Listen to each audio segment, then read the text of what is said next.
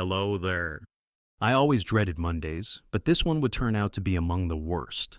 Megan, my wife, was acting distant and moody. She made breakfast for me and the boys as if on autopilot, going through the motions without a hint of warmth. It wasn't like she was being rude, just sad. The whole morning had a heaviness about it, and I didn't bother asking her what was wrong. Lucas, 16, and Ben, 18, left for school around the same time I headed to work.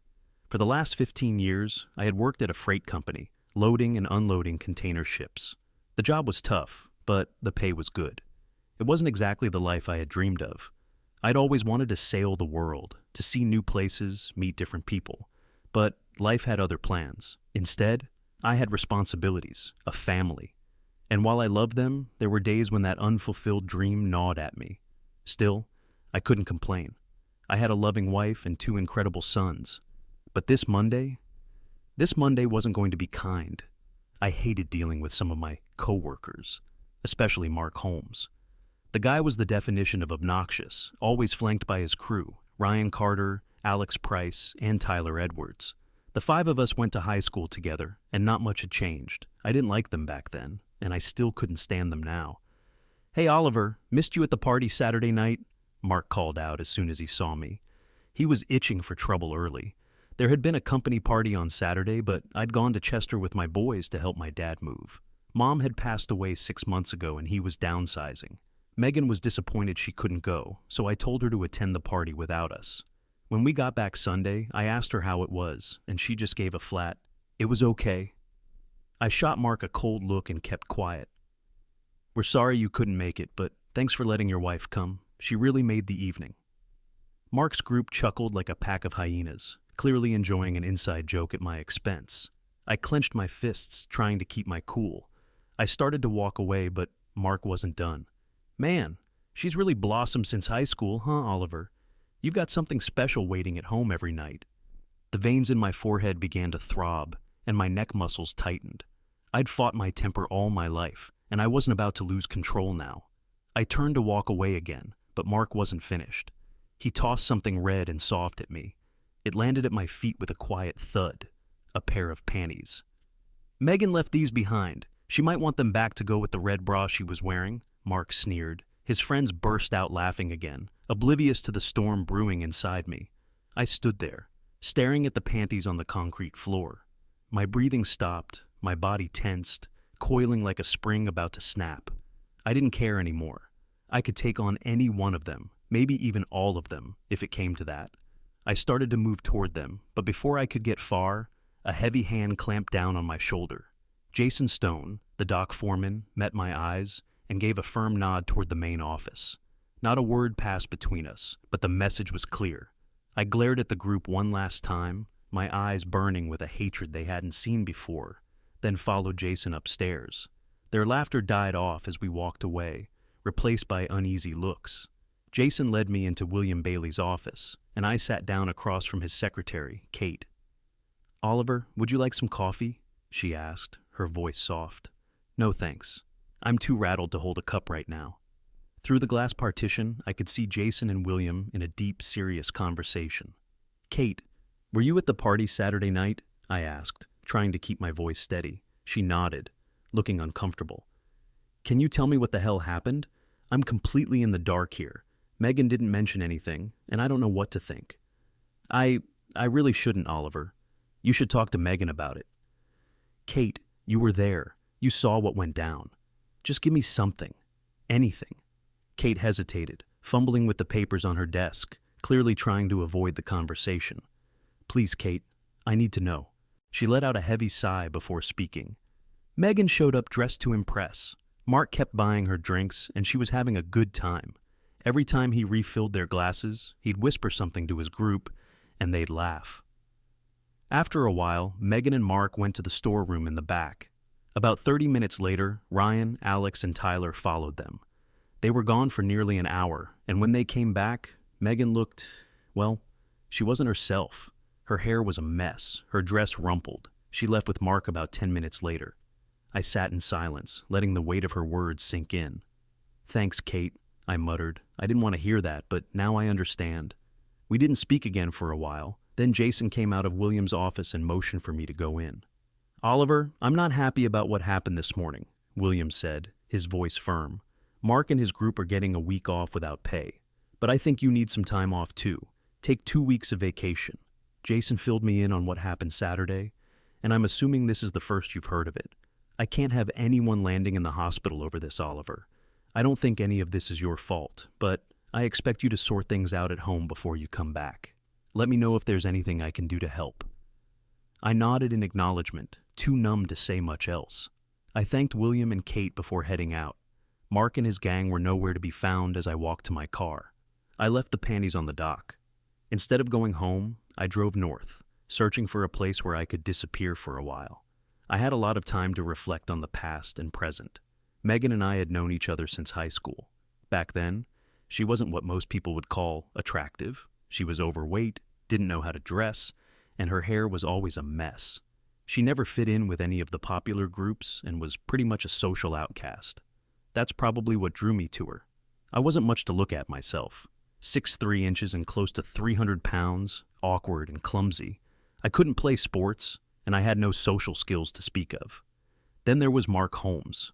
He was everything I wasn't. Athletic, smooth-talking, and good-looking. Rumor had it that girls would date him just to lose their virginity, though he never had a steady girlfriend. He never went without a date, though, and he wasn't shy about bragging about it. I hated the guy. His conquest didn't seem to bother anyone, except Megan. At one point, Megan tried to get Mark to take her out. She wanted to be able to say he was her first, but not only did he turn her down, he humiliated her. He told the whole school that he wasn't about to stoop low enough to screw a pig. Everyone thought it was hilarious. Megan was crushed, and I saw my chance. I didn't know how to court a girl, but I started being friendly to her, and soon enough, we grew close. By the time high school ended, we were a couple. I ended up being her first. After high school, I got a job in construction. Within a year, my body transformed from flab to muscle. I wasn't the awkward kid anymore. Megan and I got married shortly after, and Lucas and Ben were born not long after each other. Megan started going to the local gym, and the changes in her were astonishing. She learned how to style her hair, apply makeup, and dress in a way that turned heads. She became someone I was proud to call my wife. I had loved her when she was just an awkward girl, and now she was my beautiful princess.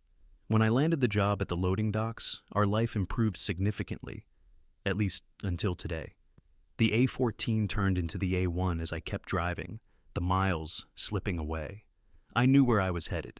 It was only a matter of time. My thoughts drifted to my sons. They had inherited the strength and size from our family line. Both were active and athletic, very different from the lumps Megan and I had once been. Ben was taller and leaner, while Lucas had massive arms and hands. They were both fit, strong, and knew how to take care of themselves. We'd raised them to be decent, not bullies. Their goal was to go to sea, and I promised I'd support them in whatever path they chose. Megan was a great mother and a good wife. She kept the house in order and didn't waste money on frivolous things. We had a solid marriage, or at least I thought we did. Our sex life was fun, and I never had any complaints in that department. As I drove onto the M6, the sun began to set, casting long shadows across the road. My destination was Port Patrick, and I hoped to make it before dark. It was a 7-hour drive, but I didn't care. I needed to get away. The A75 finally came into view as the last light faded. I found a parking spot by the Duke's Duck, handed my car keys to the barkeep, and asked for a room for the week. I didn't have any luggage, no change of clothes, not even a razor, but I wasn't concerned. He handed me the room key and hung my car keys on the board behind him. I grabbed a pint and found a quiet corner. The light from the street lamps filtered through the amber bottles on the window by my seat. I was ready to numb myself and forget the world. The days blurred together. I woke up late in the mornings, never quite remembering how I got to my room. The locals helped me up the stairs most nights, leaving me sprawled across the bed. I didn't bother with the sheets. Sometimes I'd splash water on my face or take a shower, but since I had no fresh clothes, it didn't do much good. My beard grew thick and wild, something I'd never let happen before. Seeing myself like this was unsettling. Every couple of days, the bar ran my credit card to keep the tab current. After wallowing in self-pity for what felt like an eternity, I started to grow tired of it. One afternoon, I sat there staring blankly at the dartboard, lost in my fog, when two police officers walked in. I watched them without really acknowledging their presence. They spoke to the bartender, who nodded in my direction and pointed to my car keys hanging on the wall. I figured they were looking for me. They didn't speak to me right away, just kept pumping coffee into me for the next couple of hours. "Oliver Reed, can we talk?" one of them finally asked. "Did I do something wrong?" I muttered. "We just need to ask you a few questions. Are you ready to talk?" "Can we go outside?" I asked. The sun was shining, but everything was still drenched. The cobblestones in front of the pub were slick, and I moved carefully toward the seawall, still feeling a bit unsteady. The fresh air was a welcome relief, filling my lungs with coolness after the smoke-heavy atmosphere inside. I didn't smoke, but after sitting in that thick air, it felt like I had. Leaning over the seawall, I threw up, mostly liquid since I hadn't eaten much solid food in days. My head started to clear, and my vision sharpened. The two officers waited patiently while I gathered myself, and I couldn't help but feel a twinge of guilt for putting them through the hassle. I found a bench nearby, soaked from the rain, but I didn't care, and sat down. "So, what can I do for you, officers? First of all, we've been trying to track you down. You've been missing for 10 days. Secondly, we're looking for Mark Holmes, and we thought you might know something." "Well, you found me? As for Mark, I haven't seen him since the day I got here. The barkeep can confirm I haven't left the inn since checking in. I have no clue where Mark is, but when I get home, I'll be looking for him myself." We talked for about an hour after that. They didn't have anything to charge me with, and once they confirmed I was safe, their main concern shifted to Mark. Apparently, they found me by tracing my credit card. I'd have to remember not to leave that kind of trail next time. After they left, I headed down the hill, bought myself some fresh clothes and a toothbrush, and decided to keep the scruffy beard, even though it looked awful. After one last shower, I paid my tab and started the drive home. I stopped a few times along the way, twice for something to eat, but mostly just to delay the inevitable. There wasn't much waiting for me at home that I was eager to face, except maybe seeing my boys. When I finally walked in, she was sitting on the couch, the living room lit by a single lamp. Megan sat there, hands in her lap, barely moving.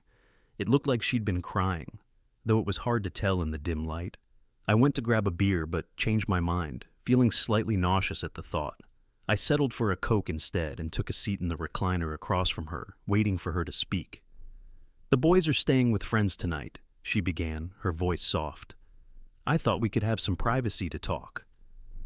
"Why didn't you tell me about this before I had to find out on my own?" I asked. "I don't know. I guess I was scared." "Scared of what?" "I wasn't sure how you'd react, what you'd think or do. I did something really stupid, and it all blew up in my face." "Blew up?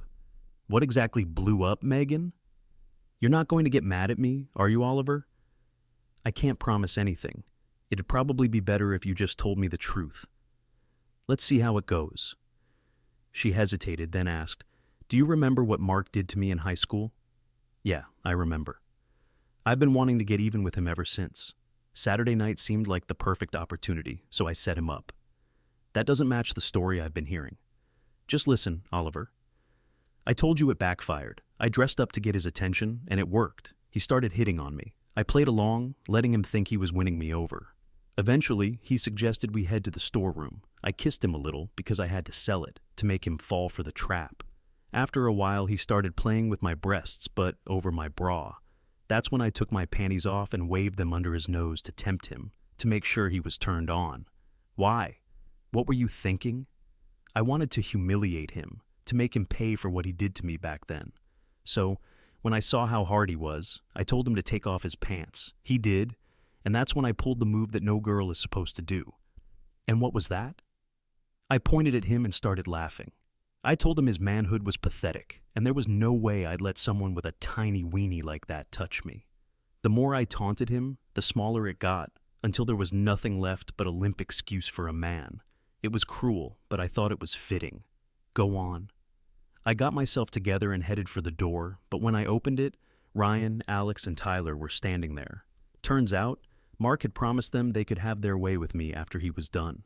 They were just waiting for their turn. I walked right past them and went to the ladies' room. When I got back to the party, they were all grinning like idiots. Apparently, they had spread the word that they'd all slept with me in the storeroom. I was so upset that I left. I heard you left with Mark. That's not true. I left alone and drove straight home. And the panties? You left them for Mark? No, I just forgot them when I walked out. So why didn't you tell me any of this? Instead, I had to hear twisted versions from everyone at work, making me look like a fool. They were taunting me, and I couldn't defend myself because I didn't know a damn thing. I had to learn what happened from a secretary, and her version doesn't match yours. She wasn't there, Oliver. I was.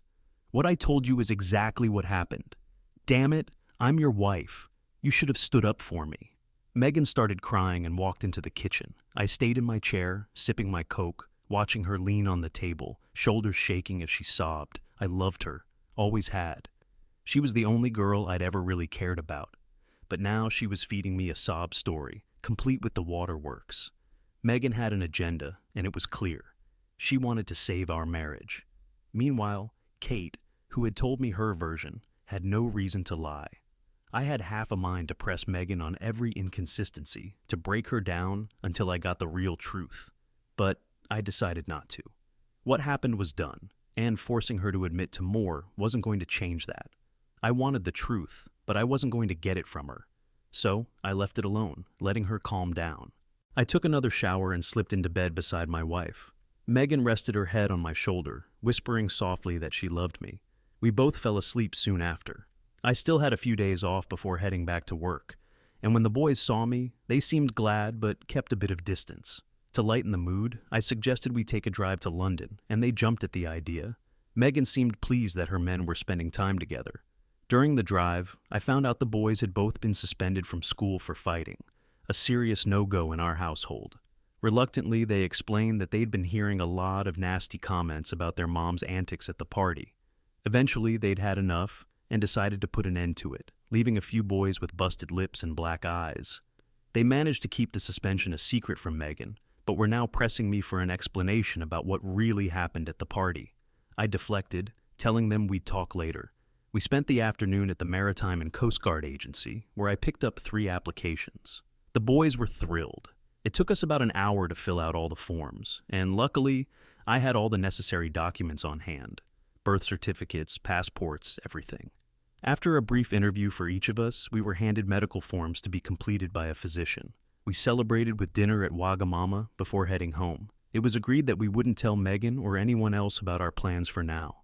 The next day, we got our physicals taken care of, leaving us in the waiting game. Through all of this, my mind kept coming back to Megan. I had loved her for so long. She was the only woman I'd ever loved, ever kissed, ever slept with. It was hard to believe she could have done something so low. What she did felt unforgivable, but a small part of me clung to the hope that maybe, just maybe, there was some truth in her version of events. But I knew the odds weren't in her favor.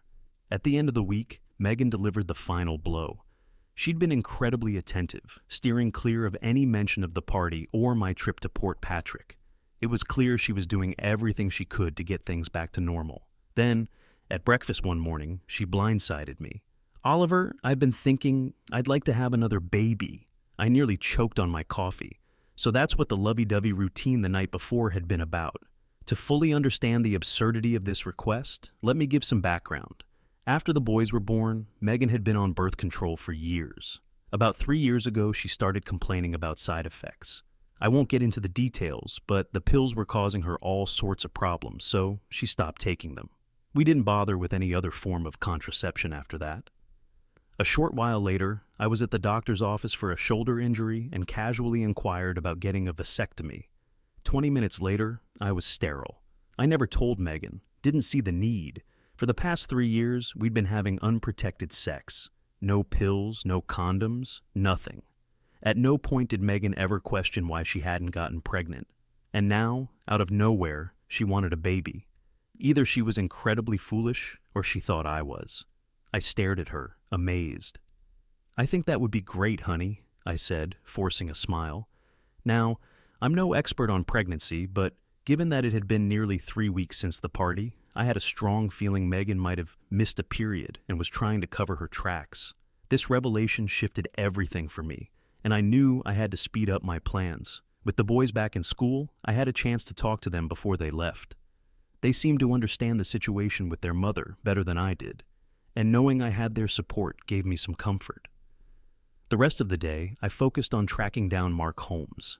He had to be somewhere. During lunch, I swung by the docks and chatted with Kate. Ryan, Alex, and Tyler were back at work, but there was no sign of Mark. Rumor had it he was lying low, afraid I'd come after him. It didn't make sense since I was usually a peaceful guy, but I avoided the worksite anyway, not wanting to cross paths with my tormentors.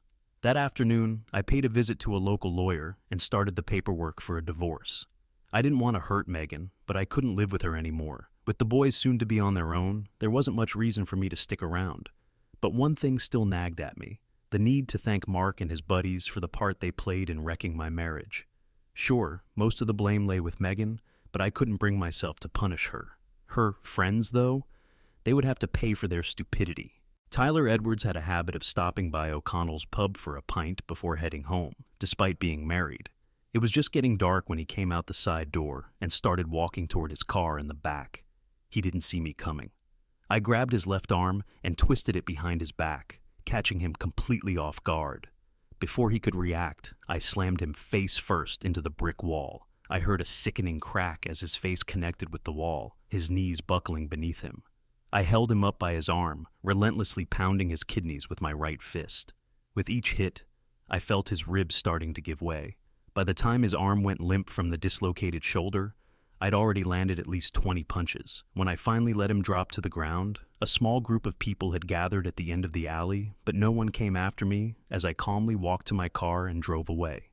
2 hours later, I found myself at the police station.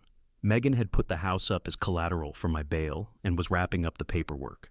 Tyler's wife, Hannah, stormed in, screaming that she wanted me locked up for good. They managed to keep her away from me, but she didn't stop her tirade until Megan spoke to her privately. Whatever Megan said, it didn't calm her. She shot both of us a look of pure disgust before leaving. Lucas and Ben were waiting with my car and drove me home, while Megan followed. The boys seemed proud of what I'd done, but I made sure not to encourage them. Tyler had suffered a dislocated shoulder, a broken nose, 2 black eyes, and internal injuries. 4 cracked ribs, though thankfully none had punctured his lungs. Megan and I didn't discuss what had happened when we got home. I slept on the couch for the first time in 20 years, but I didn't mind. The next morning, I left early, trying to figure out what my next move should be. The Pacific Star was docked at Felix, unloading cargo. Captain Carlos Diaz was a reasonable man, willing to take me on once I had my papers in order. I promised to follow up later that week. On my way back home, I stopped to fill up the gas tank, and that's when I saw him. Alex Price, rushing toward me with a 2x4 in hand. He swung hard, the wood glancing off my left arm before it connected with my ribs. Pain shot through my side, leaving me gasping for air. I couldn't breathe. My vision blurred, and I saw flashes of light behind my eyelids as I doubled over. The 2x4 clattered to the ground as Alex lost his grip on it. Despite the pain, my right hand shot out, grabbing a handful of his shirt as I fell. Twisting my body, I brought my fist down, slamming him into the ground with me. My left side was useless, crumpled in pain, but my right hand didn't stop. I pounded into him again and again, unsure of what I was hitting, but knowing I wouldn't stop until he was down. At first, Alex fought back, trying to wriggle free, but within seconds, he went limp. I kept swinging until a couple of bystanders pulled me off him. Breathing was still excruciating, and I couldn't catch my breath. The medics gave me a shot, and I passed out, only waking up hours later in the hospital. My left arm was in a sling, my ribs taped tightly. I could finally breathe, but it hurt to do so. Megan was sitting beside me, her expression a mix of frustration and concern. "Oliver, what were you thinking? You're making a big deal out of a stupid party," she said. "Sorry, honey. I didn't do anything. But maybe you can explain why your friend decided to hit me with a 2x4. And what do you mean by a little party problem? Either you give me a better explanation about what happened that night, or I'm going to keep asking people." "You weren't asking, Oliver. You were hunting them down and beating them," I smirked. "Why would I do something like that? Stop acting like a bully, and stop calling them my boyfriends." Megan stormed out just as the doctor walked in. Turns out, I was more bruised than broken. Alex hadn't swung that 2x4 with much strength, and my ribs were only lightly cracked. The breathing trouble had been due to the impact, and my arm would be fine in no time. The next morning, Lucas and Ben came to pick me up. They were grinning ear to ear, but I told them to knock it off. As for Alex, he wasn't so lucky. He'd be eating through a straw for the next month until his jaw healed. His face was swollen, and one of my errant punches had broken his collarbone. Of course, all my punches were errant. I hadn't known what I was hitting at the time. Luckily for me, there were no charges since several witnesses confirmed that Alex had attacked me first. I called into work and took another week off, this time under sick leave. I spoke to Kate, and she told me that Ryan Carter had quit and his final paycheck was being sent to his brother's place in Aberdeen. No one knew where Mark Holmes was. Things between Megan and me had become more strained than ever. I was sleeping on the couch every night, and though I'd shed the sling, my ribs were still sore, making it hard to move around normally.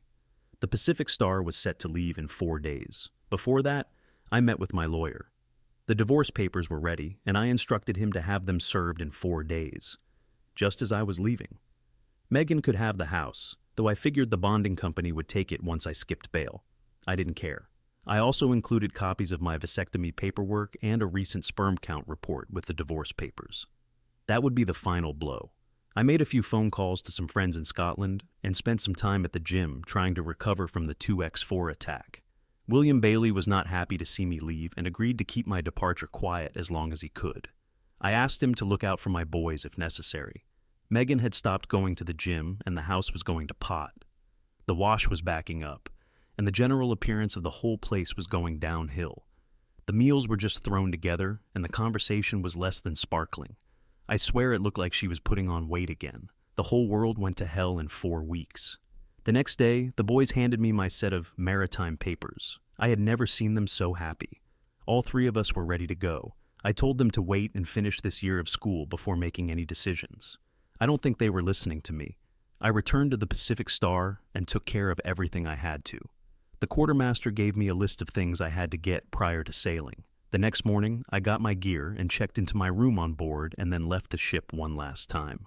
Lucas had left his Triumph Bonneville 750 parked at the end of the dock. A few minutes later, I was on my way to Aberdeen. An 8-hour trip on a motorcycle is not a pleasure.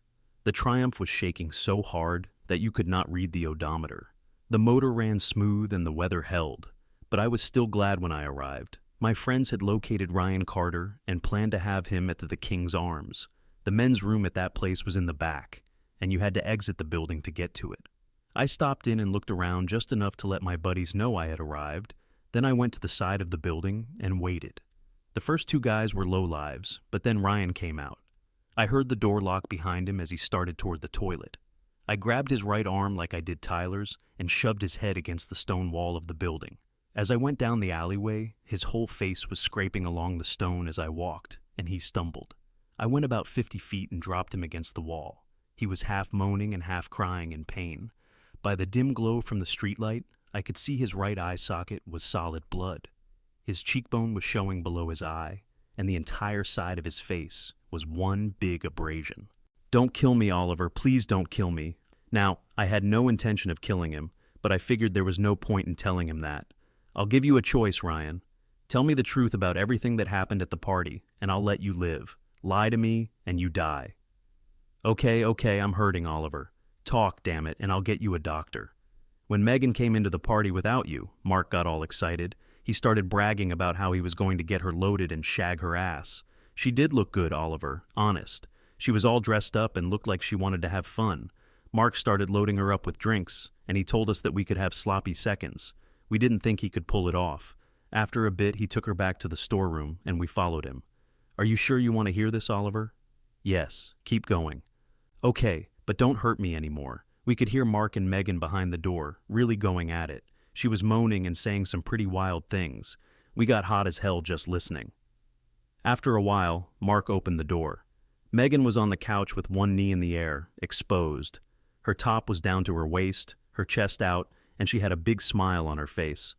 We each took turns with her, and she started pleasing us while being with someone else. Oliver, we never hurt her. We never forced her to do anything she didn't want to do.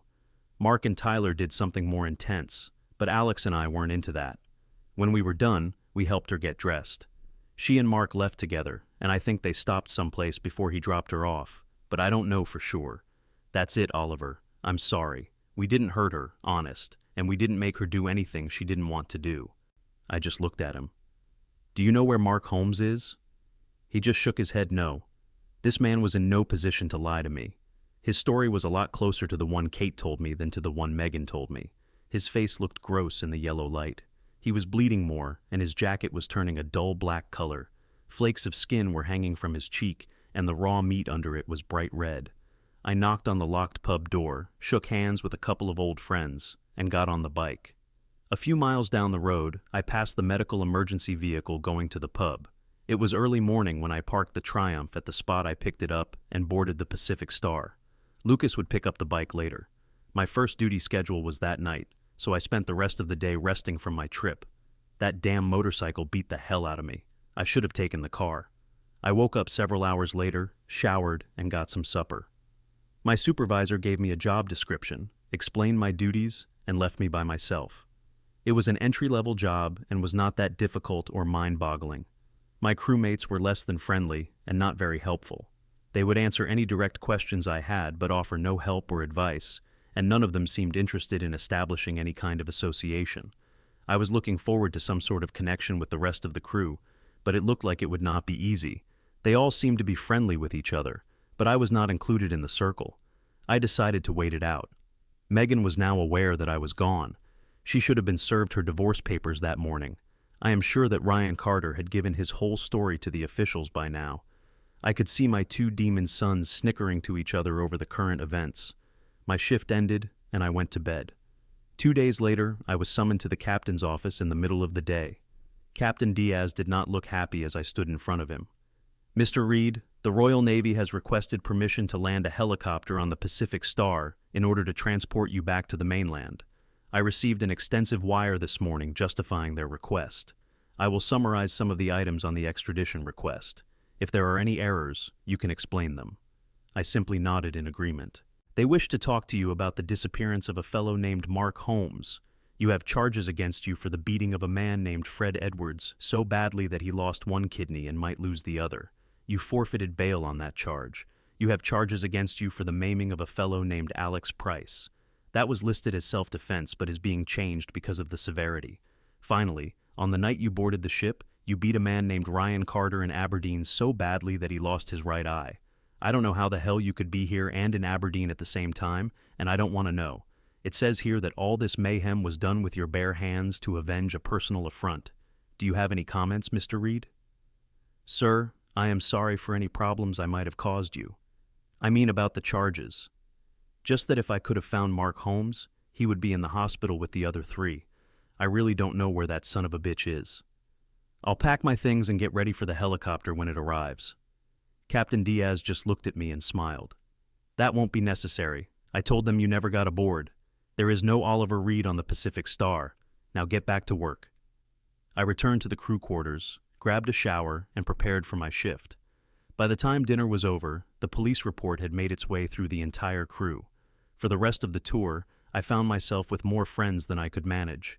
I didn't hear a word from anyone back home until about a month later, when a wire came through from my lawyer. The divorce was finalized. I was officially free. Megan lost the house to the bail bond company after I left. Mark Holmes wasn't so lucky. He was in the hospital with serious internal injuries and 2 shattered kneecaps. The police were hunting down Lucas and Ben, who were suspects in the attack. Before the house was taken, my sons had walked in on Mark with Megan in our bedroom.